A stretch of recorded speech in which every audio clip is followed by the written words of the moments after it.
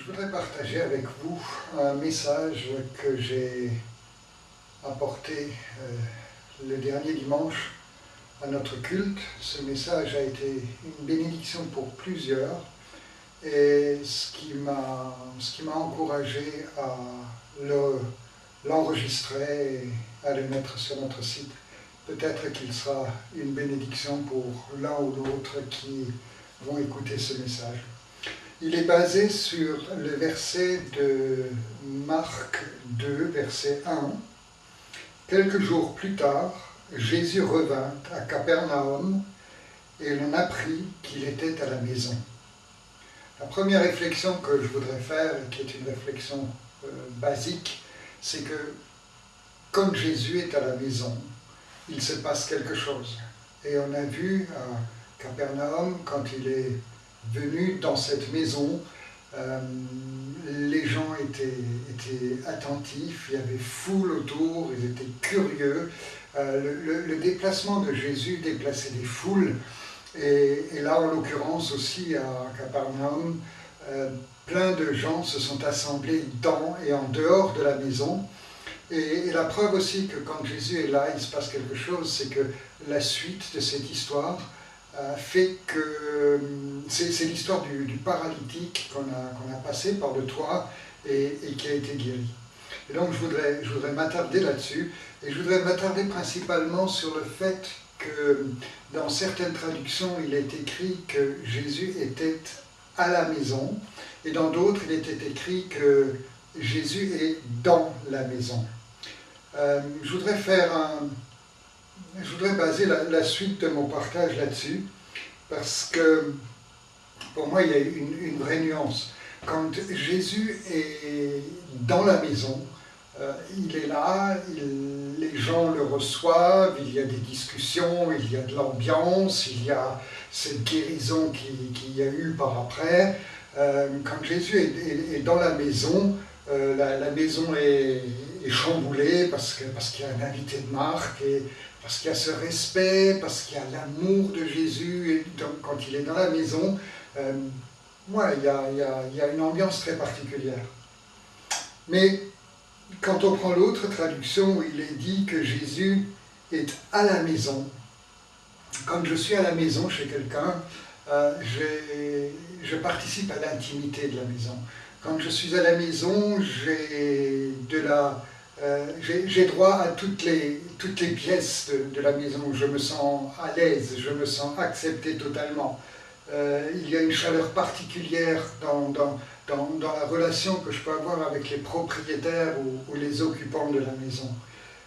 Quand on se sent à la maison quelque part, on est dans cette simplicité, dans cette intimité et dans cette liberté qu'on n'a pas forcément quand on est juste dans la maison de quelqu'un. Et je voudrais dire que, par extrapolation, il en est de même lorsque Jésus est dans notre assemblée, dans notre culte. Il se passe quelque chose dans notre culte quand Jésus y est. Et il se passe quelque chose dans notre assemblée quand Jésus y est. Et il se passe quelque chose aussi dans nos vies quand Jésus y est.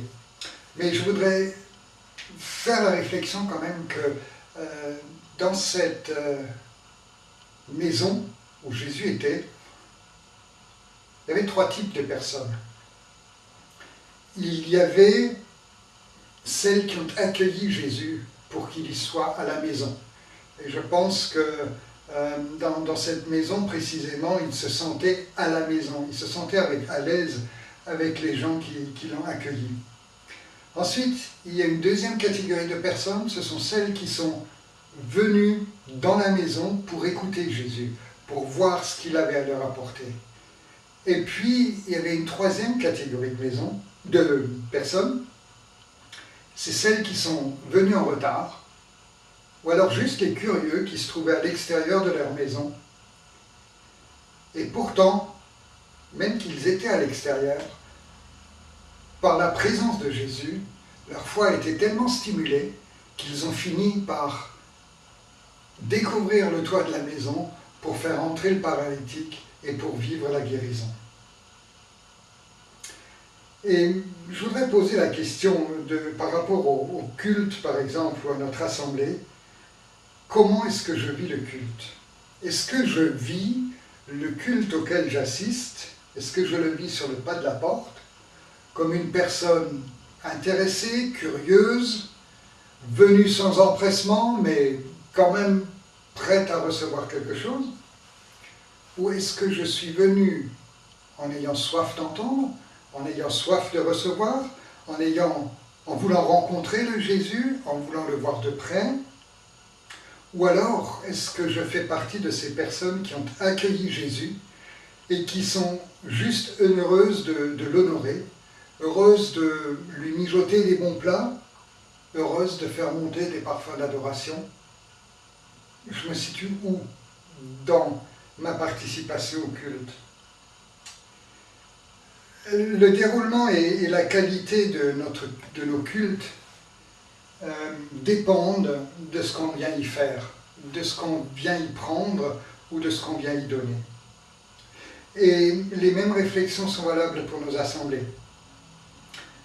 Nous avons besoin de faire en sorte que les gens qui viennent ou qui entendent parler de nous ne soient pas simplement des curieux qui parlent de nous, qui nous respectent peut-être, qui entendent ce qu'on fait, mais nous avons besoin qu'ils soient interpellés au point de venir dans la maison pour entendre et toucher les réalités de Jésus dans notre assemblée. Mais au-delà de ça, on a aussi besoin que les gens qui viennent dans notre assemblée ont besoin de se sentir à la maison. Parce que c'est en se sentant à la maison qu'ils vont avoir le courage d'apporter des choses, de rentrer dans l'intimité de l'assemblée, de rentrer dans la fraternité, de rentrer dans le partage. C'est en se sentant à la maison que les gens qui viennent vont effectivement ressentir cette chaleur de la bonne nouvelle du royaume de Dieu. Nous aimerions tellement que les choses se fassent toutes seules. Et nous avons cette idée que de toute façon c'est Dieu qui fait. Mais en Jean 15, verset 5, Jésus dit « Car sans moi, vous ne pouvez rien faire. » Autrement dit, vous faites, c'est vous qui faites, mais vous le faites avec moi. Il y a cette expression populaire qui dit qu'on ne peut donner que ce que l'on a. Et c'est tellement vrai dans le cas présent. Notre culte, notre assemblée, sont le reflet de notre individu. Ils ne peuvent être différents des gens qui les composent. Ils sont ce que nous sommes, chacun, mais tous ensemble. Ils dépendent de la contribution de chacun. Et de là découle aussi une question fondamentale. C'est-à-dire, où est-ce que j'en suis avec Jésus? Est-ce que je suis simplement curieux, debout devant la porte, lorgné avec un œil, en attendant d'avoir la révélation? Ou est-ce que j'entre dans la maison en m'attendant à la bénédiction, et je suis dans cette prière dont le sujet essentiel c'est l'Éternel?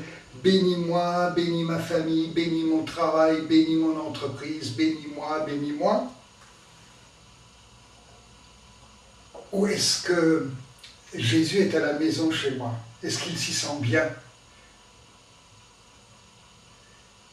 Est-ce qu'il est libre d'être avec moi comme il a envie d'être? Est-ce que tout ce qui est à moi est à lui? Et tout ce qui est à lui est à moi? Sylvie a l'habitude de dire aux gens, faites comme chez moi, mais n'oubliez pas que vous êtes chez vous. Et je crois que c'est une attitude que nous devrions partager avec Jésus. Fais comme chez moi, sens-toi libre. N'aie pas de retenue et n'oublie pas que tu es chez toi. Et c'est selon la réponse à ce positionnement que seront nos rencontres et notre assemblée. C'est selon cette réponse que les gens du dehors nous verront. Soit ils seront simplement curieux de voir comment nous vivons et qui nous sommes, soit ils sauront qu'en nous côtoyant, ils recevront des réponses à leurs questions, soit nous sommes pour eux une bonne nouvelle, Christ en moi, et ce que nous sommes leur donnera envie d'être comme nous sommes. Et c'est là que j'ai envie de poser une question subsidiaire. Est-ce que je fais envie? Est-ce que les personnes qui m'entourent ont envie de vivre ce que je vis? Est-ce que je suis une bénédiction pour mon prochain ou est-ce qu'il a tendance à me fuir? Si Jésus est dans ma maison, j'ai une relation personnelle avec lui, je l'honore. Je lui parle, il me répond. Et j'ai des moments d'intimité avec lui. Si Jésus est à la maison chez moi, il fait ce qu'il veut. Il se sent libre. Il a une intimité particulière qui va jusqu'à bricoler dans ma maison. Et quand il peut faire ce qu'il veut, il peut vraiment m'utiliser dans les œuvres qu'il a préparées d'avance pour moi. Vous savez, je prends l'exemple des hommes de Dieu que nous accueillons à la maison. Quand vous arrivez chez nous et que vous entrez dans notre maison pour les écouter, vous êtes heureux de les rencontrer. Vous discutez, vous échangez, vous passez de bons moments, des moments chaleureux, vous profitez de leurs enseignements, etc. Mais nous, qui les accueillons, quand ils se sentent à la maison, nous commençons à connaître leur intimité, leurs qualités et leurs défauts. Nous devons apprendre à nous adapter. Nous recevons leurs confidences, nous les encourageons, quelquefois même nous les consolons. Et je crois qu'il y a une différence fondamentale entre ces deux attitudes. Entre un Jésus qui est dans la maison, qui vient dans ma maison, et un Jésus qui se sent à la maison et qui a le droit de parler à mon intimité.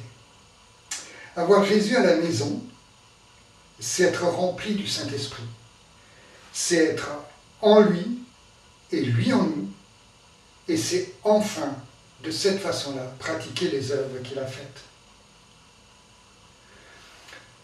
Si nous n'avons pas encore autorité sur les péchés, si les dons ne se manifestent pas encore dans nos vies, si les démons ne nous sont pas encore soumis, si nous n'avons pas encore d'exaucement dans nos prières de guérison, c'est que Jésus ne se sent pas encore à la maison, parce que ce devrait être une vie chrétienne normale.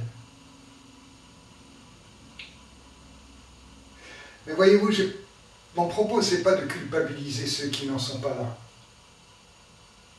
Je voudrais juste dire, arrêtez de penser que ce n'est pas votre rôle. Arrêtez de penser que d'autres sont appelés à prier pour les malades, que d'autres sont appelés à chasser les démons, que d'autres sont appelés à avoir des paroles de connaissance ou de sagesse, que d'autres sont appelés à avoir des paroles prophétiques. Si Jésus n'est pas encore à la maison chez toi, dans ta vie, alors tout simplement cherche à l'écouter quand il est dans ta maison. Aspire à sa présence et il te dira combien c'est doux de passer du temps avec lui. Il te dira combien il t'aime et plus tu vas l'approcher, plus tu vas sentir battre son cœur. On ne peut pas venir par effraction chez quelqu'un et se sentir d'office à la maison chez lui.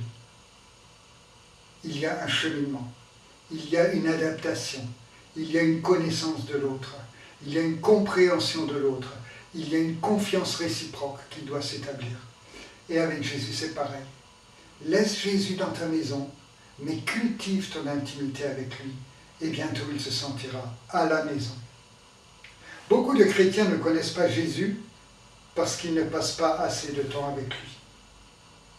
Mais avec lui ne veut pas dire lire la Bible et passer du temps à prier « Bénis-moi, bénis-moi, bénis ma famille, bénis mes entreprises, bénis, bénis ».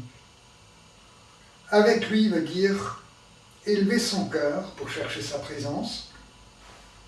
Avec lui veut dire chercher son intimité dans la louange et dans l'adoration. Mais c'est quoi l'adoration? Beaucoup de gens ne savent pas ce que c'est l'adoration. Moi j'ai envie de dire que l'adoration, c'est l'endroit où Jésus te parle. C'est l'endroit où toi tu commences à te taire, parce que la louange fait encore partie de ce que j'apporte. Dire au Seigneur combien je l'aime, dire au Seigneur combien je le respecte, dire au Seigneur combien je suis heureux d'être son ami, dire au Père combien je suis heureux d'être son fils, ça c'est de la louange. L'adoration s'arrête au moment où, enfin la louange s'arrête au moment où l'adoration commence, ce temps d'échange où c'est le Père lui-même qui te parle, où c'est le Saint-Esprit qui te parle, où Jésus a le droit de te parler. Ça, ce sont les temps d'adoration. Plus tu passes du temps avec lui et dans sa présence, et dans la présence du Père, par le Saint-Esprit, plus tu verras qu'il est prêt à t'aider à nettoyer ta maison. Plus il est prêt à t'aider à préparer le festin, parce qu'il se sentira à la maison, parce qu'il se sentira chez lui. Parce que ton festin, pour qu'il soit agréable au Père, tu ne peux pas le préparer seul. Pour que ton festin soit agréable au Père, il faut que Jésus et le Saint-Esprit viennent et se sentent à la maison pour que ce festin soit un festin de bonne odeur pour le Père. Rien ne se passe sans le Saint-Esprit, sans Jésus qui se sent à la maison dans ton cœur. Le Saint-Esprit est là pour nous révéler la présence de Jésus. Jésus est là pour nous montrer le Père, pour nous montrer la bonté, la générosité du Père. Et quand nous avons compris ça, quand nous savons que nous sommes enfants de Dieu, quand nous savons quelles sont nos autorités, parce que le Saint-Esprit, se sentant à la maison, nous convainc de ces choses-là, quand nous savons quelle est notre identité devant Dieu, nous pouvons enfin commencer à faire les œuvres que Jésus a faites. Mais ces œuvres-là ne se font pas d'un claquement de doigts. Comme je dis souvent, si tu veux faire les œuvres que Jésus a faites, alors fais-les toutes. Passe des nuits de prière, passe des nuits d'intimité avec Dieu, passe des temps de jeûne où tu retrouves cette intimité que Jésus a retrouvée avec Dieu. Parce que c'est dans ce cœur à cœur avec Dieu qu'il va pouvoir se sentir à la maison, chez toi.